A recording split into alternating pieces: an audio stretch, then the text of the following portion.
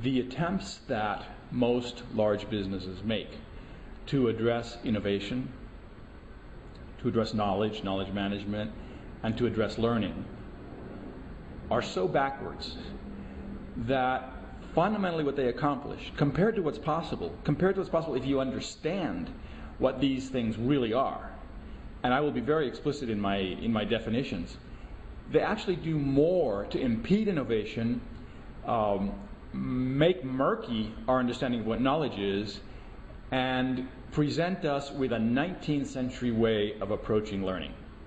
Here's what I'm referring to. People use a lot of metaphors and a lot of language without thinking about what they're saying.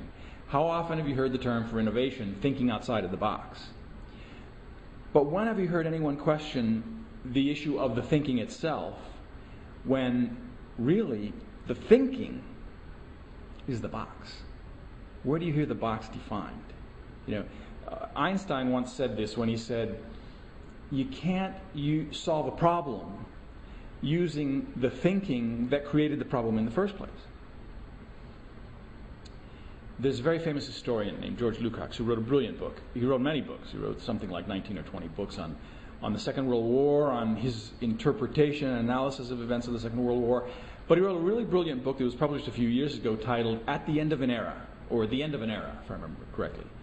And basically what he's talking about is that today, in the face of the technological society that we've created, we've come to the end, we've come to the limits of knowledge, of scientific knowledge, of our understanding of progress and of history. And those are the most general way I can present the topics I'm going to here. But essentially, the idea I want to communicate in order to be able to talk about this in the first place, because we have a language problem.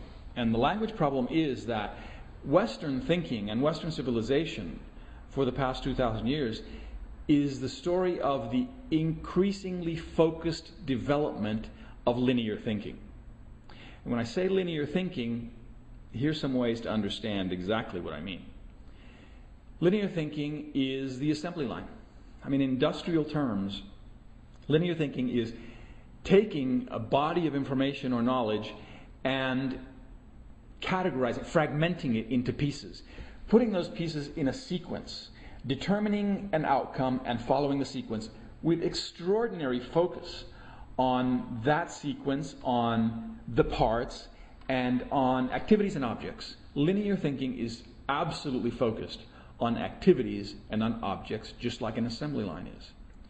Now, what happens with that is that really what you produce with that is a sense of control, a sense of predictability.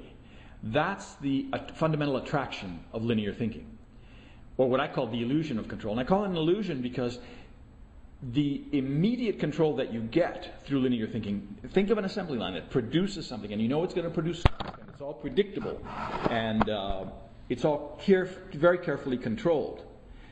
That sense of control is an illusion, and it's an illusion because reality isn't linear. Reality doesn't have numbers. It doesn't have straight lines.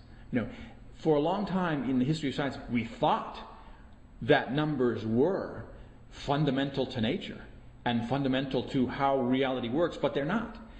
Galileo said that mathematics was the language of science. Well, that's true insofar as science is linear. In our age, there's a guy who in the 1950s wrote a brilliant book about this titled Mathematics, the Loss of Certainty. His name is Morris Klein. Now, if you're thinking in linear terms, you're thinking that, that book was from the 1950s. It can't be up to date. It's brilliant. And he takes on the evolution of scientific thinking up until the late 19th century when we discover, and it's completely proven in the 1930s by Kurt Gödel with his books in his incompleteness theorems, that there is no mathematical system, and there are many mathematical systems, that can describe reality with certainty. And to the degree that that system can be certain, it doesn't describe reality. The loss of certainty. what happens with linear thinking and this sense of control is that you leave out so much of reality. Reality functions in ways that are nonlinear. And I'm going to be very, very specific about that as we move through this video and most likely the next. That nonlinearity manifests itself. It has to. And when it manifests itself, the linear thinker calls it a crisis. Linear thinking promotes the creation of crises because it leaves out so much information of a nonlinear nature that we know, but we don't know that we know, and we don't know how to produce it. And so when the crisis comes, the natural inclination is to get things back under control, to start redefining the linearity with greater rigidity, with greater insistence. I once worked in a foreign country. I happened to be there on other business, and these 3 business partners of a software firm got in touch with me, and they told me about a problem they had, and they told me about the solution they had in mind. Here's the problem. I'll say this as an example, brief example. Their software engineers were making mistakes, lots of mistakes, and customers were complaining, and they were even losing some customers. Now, when I spoke with them in an interview that was deductive in certain ways and allowed me to figure out what was going on without being too explicit about my questions, so I wanted to get at as much of the reality as I could, what I found was that their software engineers were not participating in the grand sense in what's happening in that firm. They had no idea where it was going. They had no idea what these partners were excited about. They were excluded and marginalized and basically controlled to do their software engineering. And when they delivered it to clients, of course, there were all these mistakes. So this was the partner solution. And it's typical of what happens when you come to a crisis in the linear thinking mode.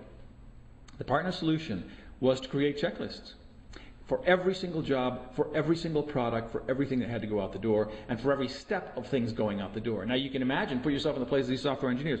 What's that going to do? Well, ultimately, it's going to create another crisis. Ultimately, you'll find out that your checklists weren't as well defined as they could be. Linear thinking has no end to the activity. Linear thinking is completely tasky. And it's tasky because there's so much that's excluded that you have to run and run and run to catch up to it. If you ever saw the Lucy show where Lucy and Ethel are at the chocolate factory wrapping the chocolate as they come off the assembly line, they can't keep up. That is the nature of linear thinking. You can't keep up because reality is bigger than the line. Now, people use phrases and metaphors without really thinking often about what they mean. What does it mean to work smarter, not harder? Where does that smarter ever get defined? Einstein once said, imagination is more important than knowledge. This is Einstein, arguably the greatest thinker of the 20th century. Imagination, and more important than knowledge. He once said the only really